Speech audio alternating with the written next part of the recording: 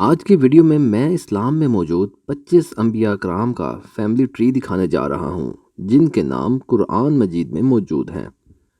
اس video میں آپ notice کریں گے کہ اسلامی ٹری میں موجود انبیاء کے نام کافی حد تک عیسائی ٹری کے ناموں سے ملتے ہیں، تاہم ان دونوں ٹریز میں تھوڑا بہت فرق بھی ہے جو میں ویڈیو میں ساتھ ساتھ ہی بتاتا جاؤں گا۔ میں یہ ساری انفارمیشن ایک اسٹوڈنٹ کی حیثیت سے پیش کروں گا، نہ کہ کسی مذہب کے فالوور کی حیثیت سے۔ سب سے پہلی چیز تو یہ ہے کہ اسلامک فیملی ٹری میں کسی قسم کی فوٹو کو استعمال نہیں کیا جاتا، کیونکہ اسلامک ورلڈ میں کسی بھی نبی بالخصوص حضرت محمد صلی اللہ علیہ وآلہ وسلم کی کسی بھی قسم کی تصویر یا خاکے کو بہت بڑا اوفینس سمجھا جاتا ہے۔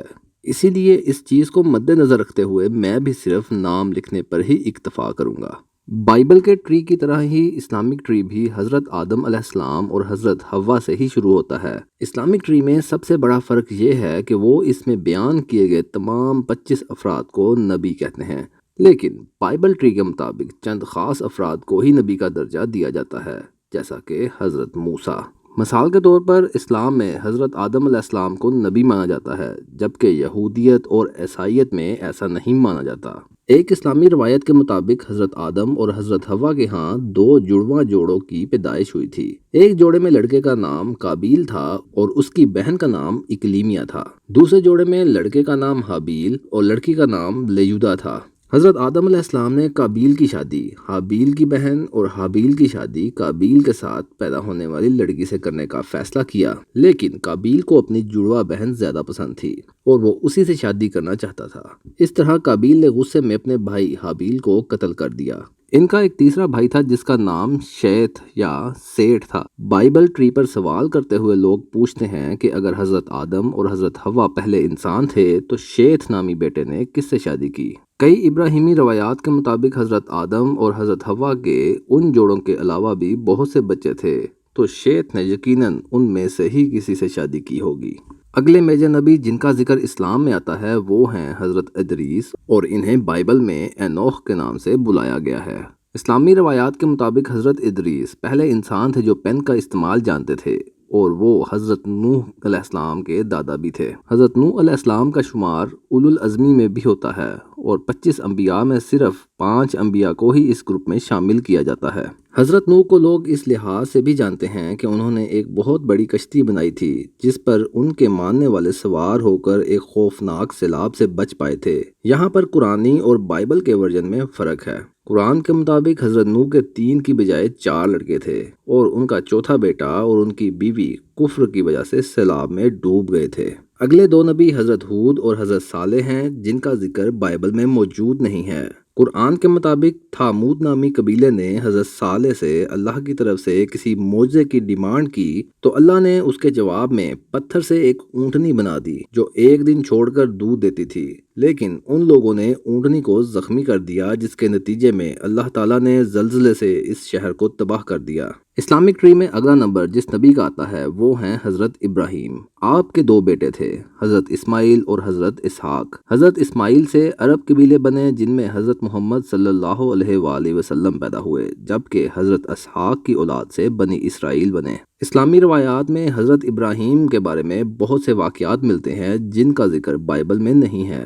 ان میں سے ایک یہ کہ حضرت ابراہیم اللہ کے حکم سے آگ میں کود گئے اور بغیر کسی نقصان کے باہر بھی آ گئے، لیکن اسلامی اور بائبل کے حضرت ابراہیم کے بارے میں سب سے بڑا فرق بیٹے کی قربانی پر ہے۔ بائبل کے مطابق حضرت ابراہیم نے اپنے دوسرے بیٹے یعنی حضرت اسحاق کی قربانی دی، جبکہ اسلام کے مطابق آپ نے اپنے پہلے بیٹے یعنی حضرت اسماعیل کی قربانی دی۔ اسلامی روایات میں حضرت اسماعیل کے بارے میں بہت ہی تفصیل ہے، جیسا کہ حضرت ابراہیم اور حضرت اسماعیل نے مل کر خانہ کعبہ کو تعمیر کیا اور تمام دنیا کے مسلمان اسی طرف منہ کر کے نماز ادا کرتے ہیں۔ اسلامی ٹری میں آنے والے اگلے تمام انبیاء حضرت اسحاق کی اولاد میں سے ہیں، سوائے حضرت شعیب اور حضرت محمد صلی اللہ علیہ وآلہ وسلم کے۔ حضرت اسحاق کے بعد حضرت یعقوب اور پھر حضرت یوسف کا نمبر آتا ہے۔ اگلے 2 انبیاء جو آتے ہیں وہ حضرت یعقوب کی اولاد میں سے نہیں آتے۔ اسلامی روایات کے مطابق حضرت ایوب حضرت یعقوب کے بھائی حضرت الیاس کے جانشین ہیں۔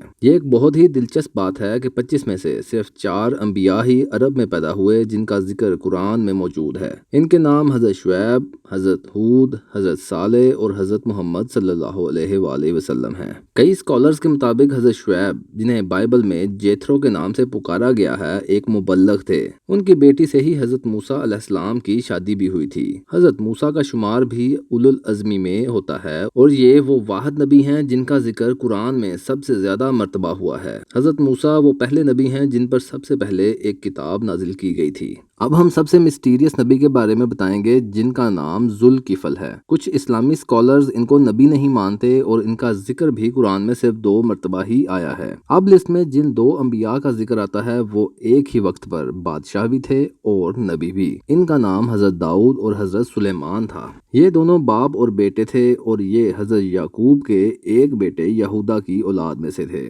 جبکہ حضرت موسیٰ اور حضرت ہارون دوسرے بیٹے لاوی کی اولاد میں سے تھے۔ حضرت داؤد پر اللہ تعالیٰ نے کتاب بھی نازل کی تھی۔ ان کے بعد آتے ہیں حضرت الیاس اور حضرت الیسع۔ اسلامی روایات کے مطابق یہ دونوں حضرت ہارون کے بیٹے تھے جن کو بائبل میں ایلیجا اور ایلیشا کے نام سے پکارا گیا ہے۔ بائبل کی طرح ہی اسلام میں بھی یہ ذکر آتا ہے کہ حضرت الیاس نے ایک اسرائیلی بادشاہ احاب کے دور میں نبوت کا دعویٰ کیا تھا۔ اسلام میں حضرت الیاس کے ذکر کے ساتھ حضرت خضر کا ذکر بھی آتا ہے۔ بے شک حضرت خضر کا ذکر قرآن میں موجود نہیں ہے، پھر بھی کچھ لوگ حضرت خضر کو فرشتہ سمجھتے ہیں۔ ایک اور نبی جن کا ذکر قرآن میں آتا ہے وہ ہیں حضرت یونس۔ بائبل میں انہیں یوناہ کے نام سے پکارا جاتا ہے۔ یہ وہی نبی ہیں جو مچھلی کے پیٹ سے بھی زندہ باہر آ گئے تھے۔ اس کے بعد جن انبیاء کا ذکر آتا ہے وہ ہیں حضرت زکریا، حضرت یحییٰ اور حضرت عیسیٰ۔ قرآن کے مطابق حضرت زکریا کی بیوی کی بہن کی شادی ایک بڑی عمر کے آدمی سے ہوئی تھی جن کا نام عمران تھا۔ عمران کی بیٹی حضرت مریم تھی۔ باپ کی وفات کے بعد حضرت مریم نے اپنے انکل حضرت زکریا کے پاس ہی رہنا شروع کر دیا۔ حضرت مریم عیسائی اور مسلمانوں دونوں میں ہی بہت مقبول ہیں کیونکہ وہ حضرت عیسیٰ کی والدہ بھی تھی اور انہوں نے کنواری ہوتے ہوئے حضرت عیسیٰ کو پیدا کیا۔ عیسائیوں کے مطابق حضرت عیسیٰ کا والد تھا اور وہ خدا تھا، لیکن اسلام کے مطابق حضرت عیسیٰ بن باپ کے ہی پیدا ہوئے۔ اب آخر میں آتے ہیں حضرت محمد صلی اللہ علیہ وآلہ وسلم جنہیں خاتم النبیین بھی کہا جاتا ہے۔ اسلام کے مطابق اللہ نے آپ صلی اللہ علیہ وآلہ وسلم پر ایک مکمل کتاب یعنی قرآن نازل فرمایا۔ مسلمانوں کے لیے یہ صرف کتاب ہی نہیں بلکہ اس کا ایک ایک حرف اللہ کا حکم ہے اور اس کا ایک لفظ بھی تبدیل نہیں کیا جا سکتا۔ حضرت محمد صلی اللہ علیہ وآلہ وسلم حضرت اسماعیل کی اولاد میں سے ہیں، کیونکہ جب آپ صلی اللہ علیہ وآلہ وسلم کا شجرہ نسب نکالا جائے تو آپ صلی اللہ علیہ وآلہ وسلم کا تعلق حضرت عدنان سے نکلتا ہے۔ حضرت عدنان حضرت اسماعیل کی اولاد میں سے ہی ہیں۔ آپ صلی اللہ علیہ وآلہ وسلم کے صرف 4 بچے ہی زندہ رہے اور وہ چاروں بیٹیاں ہی تھیں۔ ان چاروں میں سے صرف حضرت فاطمہ رضی اللہ تعالیٰ عنہا کے بیٹوں حضرت امام حسن اور حضرت امام حسین کی اولاد ہی آج بھی زندہ ہے۔ اگر آپ کو میری یہ ویڈیو پسند آئی ہے تو کائنڈلی میرا چینل سبسکرائب کر دیں اور بیل آئیکن کو پریس کر دیں۔ تب تک کے لیے ٹاٹا، بائے بائے۔